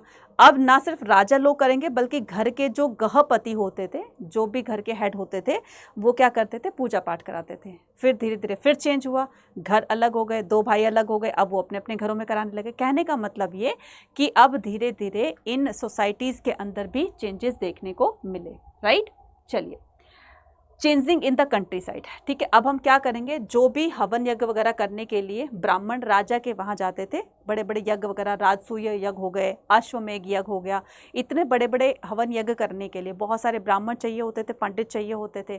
तो राजा हवन करने के बाद, यज्ञ वगैरह करने के बाद इनको डोनेशन दिया करते थे। ठीक है, तो डोनेशन के रूप में इनको लैंड दिया करते थे, है ना, जो राजा की तरफ से देती थी। तो राजा क्या करता था, किंग ग्रांटेड, ठीक है, अ लैंड टू द ब्राह्मण। ठीक है, टू द ब्राह्मणास। तो इसी को क्या कहते थे, इसी को ही अग्रहारा कहा जाता था। क्या कहा जाता था, अग्रहारा कहा जाता था। मतलब जो भी ब्राह्मणों को भूमि दान में दी जाती थी उस सिस्टम को क्या कहा जाता था, मतलब उस लैंड को अग्रहारा कहा जाता था। इसी तरीके से राजा क्या करते थे, रिलीजियस इंस्टीट्यूशन के लिए भी लैंड को ग्रांट किया करता था, और जहां पर इस तरह का रिकॉर्ड रखा जाता था उसी को क्या कहते थे, वोटिव इंस्क्रिप्शन कहा जाता था। क्या कहा जाता था, वोटिव इंस्क्रिप्शन। ठीक है, वोटिव इंस्क्रिप्शन कहा जाता था। राइट, चलिए next, town and the trade. अब यहाँ पर जब इकॉनमी बढ़ेगी, यानी कि जो लेन देन बढ़ेगा, है ना, तो पहले क्या होता था, बार्टर सिस्टम चलता था। अब लोकली मान लो एक जगह से दूसरी जगह पर जाने के लिए ये लोग क्या करते थे, लोकली बार्टर सिस्टम। अब किसी को मान लो एक पॉट चाहिए, एक मटका चाहिए, तो अगर मान लो मेरे को मटका चाहिए, मेरे पास अनाज है, तो मैं क्या करूँगी, पॉटर को मैं 5 किलो अनाज दूंगी, 1 किलो अनाज दूंगी, देन बदले में उससे पॉट ले लूँगी, मटका ले लूँगी। तो ये बार्टर सिस्टम होता था। लेकिन अगर मान लो दूर दराज के देशों में अगर ट्रेड करना पड़े तो क्या इतना सारा अनाज लेकर जाएंगे, नहीं। अब क्या हो जाएगा, अब अब कॉइन्स को इंट्रोड्यूस किया जाएगा, ठीक है। कॉइन्स का इंट्रोडक्शन कैसे किया जाएगा, कैसे होगा, सब कुछ बताएंगे। तो न्यू सिटीज़ बनेंगी। न्यू सिटीज़ में या कहने का मतलब वो सिटीज़ जो मेजर सिटीज़ में रखी जाएंगी जिनसे बहुत ज़्यादा इनको बेनिफिट होता था, प्रॉफिट होता था। जो भी सिटी होगी जो रिवर के पास लोकेटेड होगी तो उसको ज़्यादा इंपॉर्टेंस दी जाएगी क्योंकि वहाँ से उसको काम मिल रहा है, ठीक है। वहीं से ही बहुत इंपोर्ट एक्सपोर्ट बढ़ रहा है, तो उस पर्टिकुलर सिटी को मेजर सिटी पे काउंट किया जाएगा। अर्बन सेंटर यानी कि जो शहरी जो पार्ट्स होंगे, ठीक है, शहरी जो सेंटर्स होंगे, emerge in the several part of the subcontinent from the 6th century BC। तो 6th सेंचुरी BC में बहुत तेजी से टाउन, नए नए टाउन बनना स्टार्ट हो जाएंगे जिनकी अपनी एक इंपॉर्टेंस होगी, सिग्निफिकेंस होगा। All the major towns were located the, तो ये सारे के सारे मेजर टाउन जो होते थे वो कम्युनिकेशन रूट पर, यानी कि रूट ऑफ कम्युनिकेशन, इन मेजर टाउन से कम्युनिकेशन रूट बनकर चलता था। जैसे मैंने अभी बताया, उज्जैनी बताया, पाटलिपुत्र बताया। तो सबसे पहले हम पाटलिपुत्र की बात करते हैं जो कि गंगा रिवर के पास था, तो यहां से कम्युनिकेशन हो सकता था। उज्जैनी से लैंड रूट फॉलो किया जाता था क्योंकि उज्जैनी जो है वो मिडल में था, यानी कि MP में था, तो ये मिडल में होगा तो इससे आसपास के क्षेत्रों में जाया जा सकता है ना, तो इसकी भी इंपॉर्टेंस थी। साथ साथ में जो पुहार था, यहाँ पर क्या है, पुहार है, तो पुहार ये आपका सदर्न मोस्ट एरिया वाला पार्ट है जहां से सी रूट बन करके चलते थे दूसरे देशों में कम्युनिकेशन करने के लिए, ये इंपोर्ट एक्सपोर्ट को बढ़ा सकते थे। अब हम बात करेंगे किसकी, बात करते हैं हम ट्रेड और टाउन के नेक्स्ट टॉपिक की, जिसमें हम करेंगे urban population, elite and the craft production. अब सारे लोग तो गरीब नहीं होंगे, सारे लोग अमीर नहीं होंगे, सारे लोग जो है वो एक ही जैसे नहीं होंगे। तो यहाँ पर अलग अलग तरीकों से देखो, पहले क्या होता था कि पहले जब ये आर्यंस आए, ठीक है, इन्होंने एग्रीकल्चर, पास्टोरलिज्म वगैरह स्टार्ट कर दिया है ना, फिर धीरे धीरे खेती वेती होने लगी। अब खेती के साथ साथ जरूर थोड़ी ना कि सारे लोग खेती वेती करेंगे, एग्रीकल्चर करेंगे, कुछ लोग वो भी होंगे जो खेती में काम आने वाले जो भी टूल्स वगैरह होंगे, वेपन्स वगैरह होंगे, इनको भी तो बनाने का काम करेंगे ना। तो अगर मान लो 85% लोग अगर एग्रीकल्चर में बिजी हैं तो 15% लोग वो काम करेंगे जो उनके काम में आने वाली चीजों को मैन्युफैक्चरिंग करेंगे। तो यहाँ पर कुछ ट्रेडर्स होते थे, क्राफ्ट प्रोड्यूसर्स होते थे जो इस तरह का काम करते थे।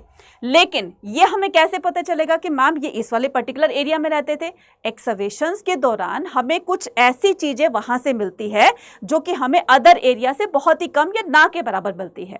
तो ये वो एरिया था जहां पर एलीट लोग रहते थे, जहां पर अमीर लोग रहते थे। तो अमीर लोग अच्छी महंगी महंगी चीजें यूज करेंगे, है ना, तो हमें कुछ ऐसी चीजें मिली जिससे पता चलता है कि इस पर्टिकुलर एरिया में अमीर लोग रहते थे, क्योंकि हमें बाकी के एरिया से वो चीजें मिली नहीं, ठीक है, क्योंकि ये कॉस्टली होते थे। तो artefacts recovered from the excavation include the fine pottery. तो हमें, हमारे जो आर्कियोलॉजिस्ट थे तो उनको कुछ ऐसे आर्टिफैक्ट्स मिले जिनको देखकर लगता है कि भाई ये काफी कॉस्टली रहे होंगे अपने टाइम पर, ठीक है। तो इन्हीं को ही क्या कहा जाता, नदन ब्लैक पॉलिश वेयर कहा जाता था। मतलब इस तरीके का एक बोल होता था, है ना, जो कि वो अपने खाने वाने में या डिशेस के लिए यूज किया करते थे। ये बहुत ही फाइन क्वालिटी का होता था, जैसे कि हम आज के टाइम पर जो मग्स, टी मग्स यूज करते हैं ना, बोन चाइना वगैरह के, है ना, इस तरीके से प्रोसेस वगैरह के, तो इसी तरह के होते थे। इन्हीं को ही कहा जाता था नदन ब्लैक पॉलिश वेयर। इनके अलावा भी हमें बहुत सारी ऐसे मटेरियल्स मिलते हैं, आर्टिफैक्ट्स मिलते हैं जो मेटल के बने होते थे, मिट्टी के बने होते थे, है ना, और ये इस तरीके के स्टोन्स के बने होते थे। तो ये सारे के सारे आर्टिफैक्ट्स होते थे, जिससे ये पता चलता है कि ये कॉस्टली रहे होंगे और इनको एलीट फैमिली के लोग ही यूज़ करते होंगे। Organisation of the craft production. अच्छा, क्राफ्ट प्रोड्यूसर्स की एक अपनी ऑर्गेनाइजेशन होती थी जिसको श्रेणी या गिल्ड कहा जाता था। क्या कहा जाता था? जिसको श्रेणी या गिल्ड कहा जाता था। ये लोग अपने उसी तरह का काम किया करते थे, रॉ मटेरियल से लेकर के और फाइनल प्रोडक्ट तक बनाने का सारा काम ये क्राफ्ट प्रोड्यूसर्स किया करते थे। तो इनकी अपनी कम्युनिटी होती थी जिसको गिल्ड या श्रेणी कहा जाता था, ठीक है। नेक्स्ट अब बात करेंगे टाउन्स और ट्रेड की। Trade in the sub continent. अब इंडिया के अंदर किस तरीके का ट्रेड होता था इंडियन सब कॉन्टिनेंट के अंदर, ठीक है। रिवराइन रूट, लैंड रूट और सी रूट, तीनों ही फॉलो करते थे, है ना, तीनों से ही कम्युनिकेशन होती थी। तो पैदल भी चलने वाले यात्री होते थे, मतलब पैदल भी ट्रेड किया करते थे, झुंड में ग्रुप में चला करते थे। तो ये झुंड में ग्रुप में चलने का इनका अपना एक रीज़न होता था, ताकि कोई लुटेरा इनको लूटे ना, इनके सामान वामान को लूटे ना, ताकि ये उनको अच्छी तरीके से फेस कर सकते, फाइट कर सकते हैं ना, इस तरीके से। अब कोई अकेला देखेगा, इक्का दुक्का देखेगा तो फटाफट से चाकू दिखाएंगे, छुरी दिखाएंगे, और भाई लेकर आ, निकाल सारा सामान, है ना, इस तरीके से। तो ये बुल्लक कार्ट्स लेकर चलते थे, कारवां में चलते थे। किस में चलते थे बच्चे? कारवां में चलते थे। तो पैडलर्स भी होते थे, बुल्लक कार्ट वाले भी होते थे, और साथ साथ में यहाँ पर हम बात करेंगे किसकी? सी रूट की बात करेंगे। अब सी रूट हर कोई नहीं कर सकता था। मान लो थोड़ी देर के लिए मैं राजा, ठीक है, अथॉरिटी। अब बोलोगे मैडम आप तो फीमेल हो, क्वीन बन जाओ, चलो ठीक है क्वीन बन जाती हूँ। मैंने किसी को ऑर्डर दिया कि तुम्हें मेरे काम से पर्टिकुलर उस कंट्री में, मतलब देश में जाना है, दूसरे देश में जाना है। अब हर कोई करने के लिए तैयार नहीं होता था, क्योंकि सी रूट से जाना होता था, समुद्र में साइक्लोन आ सकता था, तूफान आ सकता था, उसकी जान को खतरा भी हो सकता था। लेकिन उसके लिए बड़ा जिगरा चाहिए, तो जिसके पास बड़ा जिगरा होता था वो क्या करता था, इस तरह के टास्क को कंप्लीट करने के लिए हाँ कर देता था, ओके जी मैं करूँगा। राजा उनको पैसा दिया करता था बहुत सारा, है ना। और देखो रिस्की तो होता था, लेकिन अगर वो सही सलामत अपने डेस्टिनेशन तक पहुंच जाता था तो उसको डबल प्रॉफिट होता था। दैट मीन्स कि वो जो है वो वहाँ से सामान लेकर आकर के इधर सेल कर सकता था, तो उसको डबल प्रॉफिट होता था। तो जो सही सलामत अपने डेस्टिनेशन तक पहुंच जाते थे उसको मसत्वन तमिल में कहा जाता था। सेटीज और सातवाहन जो है वो प्राकृत भाषा में इनको कहा जाता था। किनको? जो सही सलामत, यानी कि जो सक्सेसफुल मर्चेंट्स होते थे, who were designated as a masattuvan in Tamil और सेटीज। ठीक है, चलिए नेक्स्ट। अब आता है हमारे पास कॉइन्स के ऊपर बात करते हैं। ठीक है, तो हम यहाँ पर कॉइन्स के ऊपर बात करेंगे। अब यहाँ पर कॉइन्स के लिए हम क्या करेंगे, सबसे पहले देखो ट्रेड बढ़ेगा तो कॉइन्स का इंट्रोडक्शन भी होगा। ठीक है, कॉइन्स का इंट्रोडक्शन भी होगा, राइट। चलिए तो हम क्या करते हैं, कॉइन्स की बात करते हैं। तो किस राजा ने किस तरह के ट्रेड बढ़ेगा, तो बच्चा मीन्स ऑफ एक्सचेंज जो होगा, यानी कि जो लेन देन का जो माध्यम होगा, ठीक है, अब वो भी डेवलप होगा। तो सबसे पहले किस तरह के सिक्कों को इंट्रोड्यूस किया जाएगा, इशू किया जाएगा, उस पर बात करते हैं। ठीक है, ट्रेड एंड कॉइन्स। ठीक है, तो सबसे पहले हम बात करते हैं किसकी, पंचमा कॉइन की। किसकी बात करते हैं, पंच मार्क कॉइन। ठीक है, पंच मार्क कॉइन। तो ये पंच मार्क कॉइन्स जो होते थे बच्चे, यहाँ पर दो गलतियाँ करोगे आप, ठीक है, जो कि अब नहीं करोगे। पंच मार्क कॉइन अगर तो बात आती है किसकी, सिल्वर की। ठीक है, तो पंच मार्क कॉइन्स को दो डायनेस्टीज के रूलर्स ने इसको इशू किया था। ठीक है, पंच मार्क कॉइन्स। तो एक तो करते हैं हम मौर्यास को, ठीक है, एक तो करते हैं मौर्यास को, और दूसरा करते हैं हम इंडो ग्रीक को। दोनों में डिफरेंस बताऊंगी अभी। ठीक है, दूसरा क्या करते हैं हम, इंडो ग्रीक को। तो जो मौर्यास ने पंच मार्क कॉइन चलाए थे, ठीक है, वो क्या थे, वो सिल्वर के थे। वो कौन से थे, सिल्वर के। और जो इंडो ग्रीक ने चलाए थे वो सिल्वर प्लस कॉपर के थे। ठीक है, बात समझ गए अभी। ठीक है, इन्हीं राजाओं ने, इंडो ग्रीक राजाओं ने ही अपने इमेज के साथ में, ठीक है, विद इमेज, यानी कि अपनी फोटो उस पर डिपिक्टेड करवा दिया करते थे इस तरीके से। तो ये हो गया आपका पंच मार्क कॉइन्स, और इसी में ही राजा की फोटो छपी होती थी, इसी में उसका डेडिकेशन होता था, लिखा होता था, वगैरह वगैरह। ठीक है, अब यहाँ पर हो गया। अब हम दूसरी बात करते हैं किसकी, ये तो हो गया वन। दूसरी बात करेंगे हम किसकी, गोल्ड कॉइन की। ठीक है, किसकी बात करेंगे हम, गोल्ड कॉइन्स की। ठीक है, तो सबसे पहले फर्स्ट सेंचुरी में, राइट, फर्स्ट सेंचुरी में, ठीक है, किसने, कुशाना रूलर्स ने, किसने बचा, कुशानाज रूलर ने, ठीक है, कुशाना रूलर ने फर्स्ट गोल्ड कॉइन को इंट्रोड्यूस किया था किस में, इंडियन सब कॉन्टिनेंट में। किससे इंस्पायर हुए थे, ये इंस्पायर हुए थे रोमन एम्पायर। ठीक है, रोमन एम्पायर के एम्परर से। ठीक है, रोमन एम्परर जो होते थे उनके सिक्कों का वेट जितना होता था उसी वेट के हिसाब से कुशाना रूलर्स ने भी क्या कर दिए, गोल्ड कॉइन्स को इंट्रोड्यूस कर दिया। अब हम थर्ड पर बात करते हैं स्पेक्टुलर गोल्ड कॉइन की। ठीक है, स्पेक्टुलर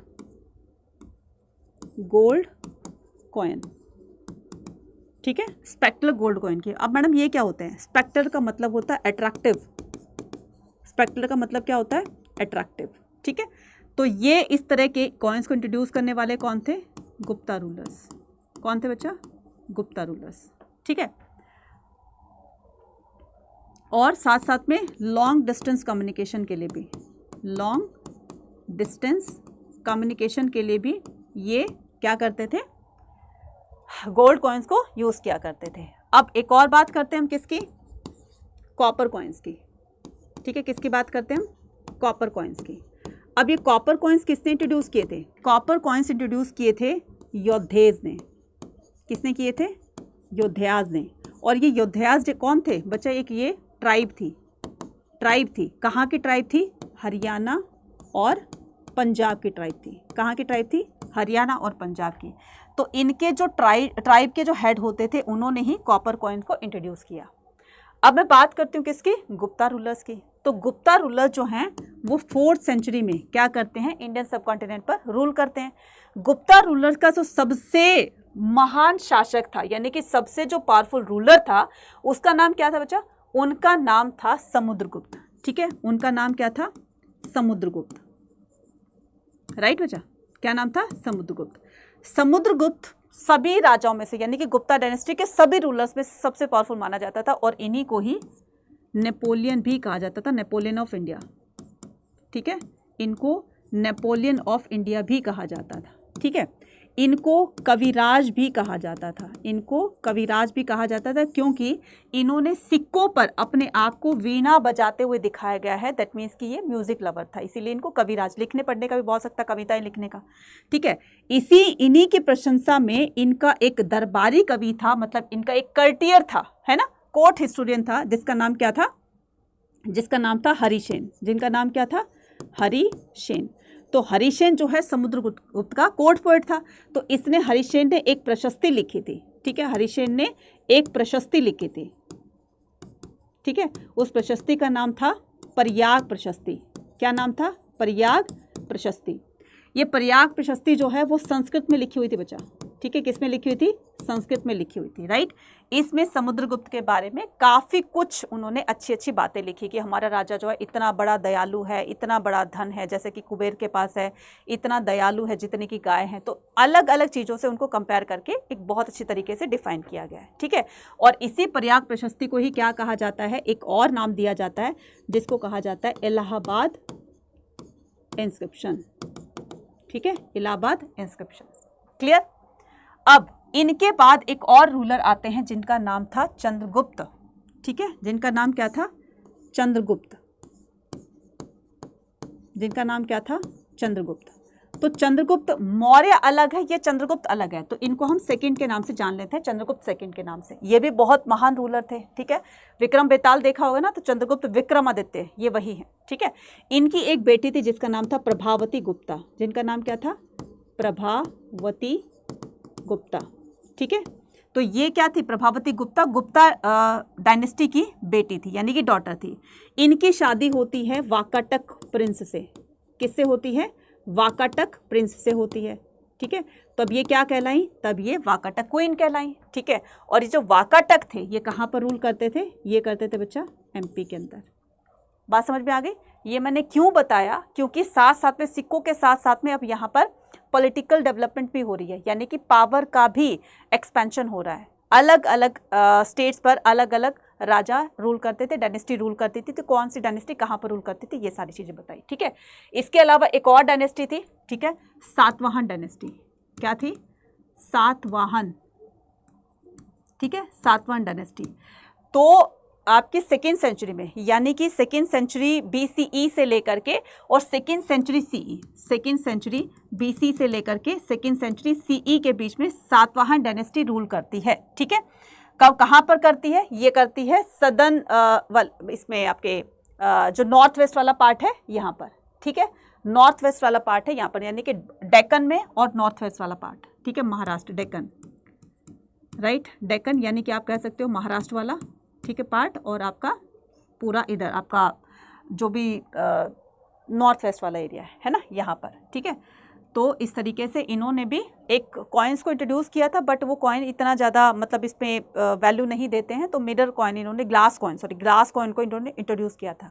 हालांकि वो चले नहीं, इसलिए सारे के सारे खत्म हो जाते हैं। तो ये देख लो, ये पूरा का पूरा क्या है, ये आपका एक ऐसा एसेंस है जो कि आपको बहुत ज़्यादा हेल्प करेगा ट्रेड और कॉइन्स को समझने में। ठीक है,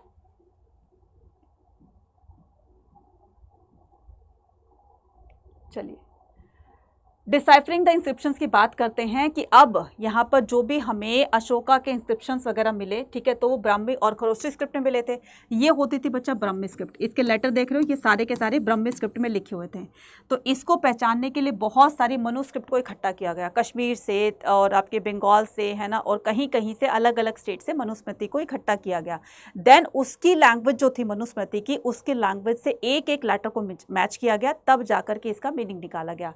और इसमें में सक्सेस मिलती है किसको, जैन प्रिंसेप को, जिन्होंने 1813 के अंदर इस तरह की लेटर्स को डिसाइफर करके और उसकी एक ऑथेंटिक इंफॉर्मेशन हमें दी। ठीक है, उसके बाद यहाँ पर हम बात करेंगे अशोका के इंस्क्रिप्शंस जो हैं उसमें कौन कौन सी हमें लैंग्वेज मिली। देखो बच्चे, यहाँ पर आपके 3 क्वेश्चंस आपको देखने को मिलेंगे। ठीक है, तो अशोका के इंस्क्रिप्शन अगर पूछे टोटल, तो अशोका के टोटल इंस्क्रिप्शन हमें 3 लैंग्वेजेस के अंदर मिले। ठीक है, तो फर्स्ट कौन सी थी, फर्स्ट थी आपकी प्राकृत, ज़्यादातर हमें प्राकृत भाषा के अंदर ही उनके इंस्क्रिप्शन मिले। सेकेंड जो थी वो थी एरामाइक, और थर्ड जो थी वो थी ग्रीक। तो इन 3 भाषाओं के अंदर, इन 3 लैंग्वेजेस के अंदर हमें अशोका के इंस्क्रिप्शन मिलते हैं।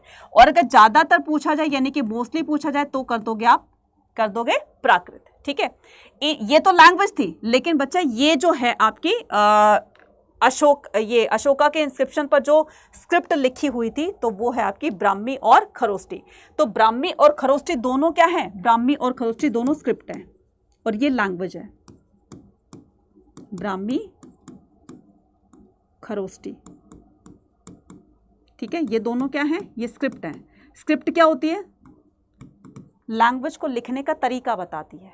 ठीक है, वो स्क्रिप्ट होती है। ठीक है, तो ये इस तरह से देखने को मिले। नाउ ये है खरोष्टी स्क्रिप्ट, वो ब्राह्मी थी, ये खरोष्टी, जो कि कहाँ पर यूज़ की जाती थी, ये की जाती थी 2nd से लेकर के 1st सेंचुरी सी में। कहाँ पर, नॉर्थ वेस्ट के अंदर। तो बच्चा नॉर्थ वेस्ट कहाँ होता है, ये भी आपको पता होना चाहिए। ठीक है, ये वाला आपका नॉर्थ वेस्ट वाला पार्ट है, तो यहाँ पर ये यूज़ की जाती थी खरोष्टी स्क्रिप्ट। ठीक है, फिर बाद में बहुत सारी चीज़ों को रेक्टिफाई करने के बाद, रिसर्च करने के बाद पता चला कि या तो ये तो प्राकृत लैंग्वेज ही है, हालांकि इसकी स्क्रिप्ट अलग है, लेकिन ये प्राकृत लैंग्वेज में ही इसको डिसाइफर किया गया। ठीक है, माना गया कि ये प्राकृत लैंग्वेज ही है। उसके बाद हमारे हिस्टोरियन को किस तरह की प्रॉब्लम को फेस करना पड़ता है। ठीक है, जब भी हमारे हिस्टोरियन ने, यानी कि जो भी हमारे एपिग्राफिस्ट थे, जब उनको इंस्क्रिप्शंस को डिसाइफर किया, उसकी लैंग्वेज को पहचाना, तो उसने पता चला कि ये जो ज़्यादातर इंस्क्रिप्शन जो है वो किसी राजा के बारे में हमें एविडेंसेस दे रही हैं। तो एक राजा ने अपने आप को बार बार पियादासी कहकर लिखवाया है, बार बार देव पिया कहकर लिखवाया है। तो ये जो दोनों नाम है जो बार बार रिपीट हो रहे हैं, लिखवाए गए हैं, ये सम्राट अशोक के लिए लिखवाए गए हैं। और ये तब हमें बात समझ में आती है जब हमें सारी चीज़ों को, ये जो जैन प्रिंसेप थे, इन्होंने सारी चीज़ों को पढ़ करके, स्टडी करके और इस तरह की हमें इन्फॉर्मेशन दी, तब पता चलता है कि ये तो सम्राट अशोक ने अपने ही लिए लिखवाई थी। अब यहाँ पर after examine all this inscription finding that they are matched to the, अब यहाँ पर बहुत सारे इंस्क्रिप्शन आज भी ऐसे हैं बच्चे जो पढ़े नहीं जा सके, लेकिन उनका जो एक लिखने का स्टाइल होता है बच्चा, है ना, जैसे मैंने ये लिख दिया, ऐसे लिख दिया, तो ये स्टाइल हो गया। इसी जो आर्ट होती है, लिखने की जो स्टाइल होता है, उसी को क्या कहा जाता है, पैलियोग्राफी कहा जाता है। तो जो इंस्क्रिप्शंस के अंदर जो भी हमें राइटिंग की आर्ट एक देखने को मिलती है, तो वो ऑलमोस्ट सेम थी, है ना। तो epigraphists have the concluded that they are issued by the same ruler. तो जब कंटेंट सेम मिलेगा, राइटिंग स्टाइल सेम मिलेगी, बार बार इस तरह के नामों को लिखवाया जाएगा, तब ये सारी चीजें किस बात की ओर संकेत करती हैं कि ये सम्राट अशोक ने अपने लिए लिखवाए थे। ठीक है, नाउ अब हम क्या करते हैं, लिमिटेशन से बात करते हैं। तो हमारे हिस्टोरियन ने जब इस तरह के इंस्क्रिप्शंस को धरती से निकाला, जमीन के अंदर से निकाला, तो बहुत सारी ऐसी चीजें जो है वो हमें देखने को नहीं मिलेगी जो हमें चाहिए थी एक्चुअल में, क्योंकि डिसाइफर करना था, इन्फॉर्मेशन निकालनी थी। तो निकालने के दौरान बहुत सारे जो है वो लेटर्स गायब हो गए थे, फ्रेंटेड हो गए थे, कुछ जो है वो ऐसी लैंग्वेज में लिखे होते जिसको डिसाइफर ही नहीं किया जा सका। तो अभी भी हजारों इंस्क्रिप्शन ऐसे हैं जो कि अभी पढ़ने बाकी हैं, समझने बाकी हैं। तो जैसे ही उसको समझ दिया जाएगा वो हमारी हिस्ट्री में मेंशन कर दिए जाएंगे, राइट। तो ये इस तरह की लिमिटेशंस जो हैं वो हमारे हिस्टोरियन को फेस करनी पड़ी। ठीक है, तो ये पूरा का पूरा है। ठीक है, अब हम यहाँ पर बात करते हैं कि कौन सी डायनेस्टी कहाँ पर रूल करती थी। ठीक है, ये दिख रहा है आपको, तो यहाँ पर देखो, ये है हमारा इंडिया का मैप, यहाँ पर कुशाना डायनेस्टी रूल करती है। ठीक है, और ये है हमारा क्या, गुजरात वाला पार्ट है। ठीक है, यहाँ पर मैं दोबारा से बता देती हूँ आपको। ठीक है, देखो यहाँ पर है कुशानास। ठीक है, इधर क्या है, ये वाला जो गुजरात वाला एरिया है, यानी कि नॉर्थ वेस्ट वाला पार्ट है, यहाँ पर शकाज। ये जो आपका एमपी वाला पार्ट है, ठीक है, ये जो आपका एमपी वाला पार्ट है, यहाँ पर वाकाटक, जिससे प्रभावती गुप्ता की शादी हुई थी, यहाँ पर ही वो क्वीन बन जाती है। उसके बाद ये है सातवाहन, जो कि कहाँ हो जाएंगे, महाराष्ट्र में हो जाएंगे। उसके बाद यहाँ पर चोलाज है, यहाँ पर पांड्याज है और यहाँ पर चेराज है। ठीक है, गुप्ता रूलर्स कहाँ पर रूल करते थे, यूपी के अंदर। ठीक है, तो ये कुछ डायनेस्टीज हैं, तो इनके एरियाज देख लो, तो कई बार इनके एरियाज पर भी क्वेश्चन आ जाते हैं। तो बच्चा ये था हमारा आज का सेशन। आई होप आपको बहुत बहुत बहुत मज़ा आया होगा। ठीक है, मज़ा आया, अच्छी लगी हो तो मुझे कमेंट सेक्शन में लिखकर जरूर बताइएगा। अब 2026 के लिए CUT प्लस बोर्ड एग्जाम दोनों की तैयारी करना चाहते हैं तो उसके लिए आरंभ 2.0 बैच है, जाकर के इनरोल कर लो। आज जो है वो इसका डिस्काउंट का लास्ट ऑफर है। ठीक है, तो आप जा करके Y489 कूपन कोड को लगा करके और इस पर आप मैक्सिमम डिस्काउंट पा सकते हैं। ठीक है, और मैक्सिमम डिस्काउंट पाने के लिए, इसमें एनरोल करने के लिए तो आपको अड्डा 24/7 की एप्लीकेशन पर जाना है। एप्लीकेशन पर डाउनलोड करने के बाद आपको क्या करना है, ऑल कोर्सेज पर जाना है। जैसे आप ऑल कोर्सेज पर जाओगे तो यहाँ पर क्या हो जाएगा, UG PG एंट्रेंस एग्जाम पे क्लिक करना है, आर्ट्स पे क्लिक करना है। ठीक है, तो जैसे आप आर्ट्स पे क्लिक करोगे तो यहाँ पर आ जाएगा आरंभ 2.0। ये दोनों के लिए, CUT प्लस बोर्ड एग्जाम के लिए। अगर बोर्ड के लिए भी लेना चाहते हो तो आगे वो भी बता दूंगी। तो अगर दोनों की साथ एक साथ तैयारी करते रहोगे तो आगे आपको प्रॉब्लम नहीं आएगी। तो इस पर डिस्काउंट ऑफर चल रहा है, Y489 कूपन कोड लगाइए। ठीक है, और जैसे आप कूपन कोड लगाओगे तो वैसे आपके लिए जो है 7944 का। अब बहुत सारे बच्चे सोचेंगे कि मैडम ये तो बहुत ज़्यादा है, बच्चे पूरे साल की फीस है ना। बार बार आपको कहीं आने जाने की, ट्यूशन लगाने की, स्टडी मटेरियल लेने की जरूरत नहीं पड़ेगी। हम आपको इसमें पढ़ाएंगे और आपको पता है कि किस तरह का कंटेंट आपको डिलीवर किया जाता है। ठीक है, यहाँ पर आप कर सकते हो। इसके अलावा अगर आप चाहते हो कि मैडम मुझे तो अभी जो है पहले क्लास 12th की मैं प्रिपरेशन करूँगी, उसके बाद मैं जाऊँगी CUET के लिए। ठीक है, तो उसके लिए आप स्कूल के 12 पर क्लिक कीजिए, देन उसके बाद बोर्ड एग्जाम पे क्लिक कीजिए और ये है आपका आधार 2.0। वो आरंभ है और ये आधार है। ठीक है, अब ये इतना है तो यहाँ पर इस पर मैक्सिमम डिस्काउंट पाने के लिए यहाँ पर कूपन कोड यूज़ करेंगे Y489। ठीक है, इस पर कर दिया और ये पूरे साल के लिए यार मात्र 3575 रुपये पूरे साल के लिए, जिस पर आपको स्टडी मटेरियल भी दिया जाएगा। तो ये मुझे लगता है कि बहुत ज़्यादा बेनिफिशियल होगा आपके लिए। ठीक है, तो मिलते हैं अपनी नेक्स्ट वीडियो में। Till then take care, bye bye to everyone. जय हिंद, थैंक यू।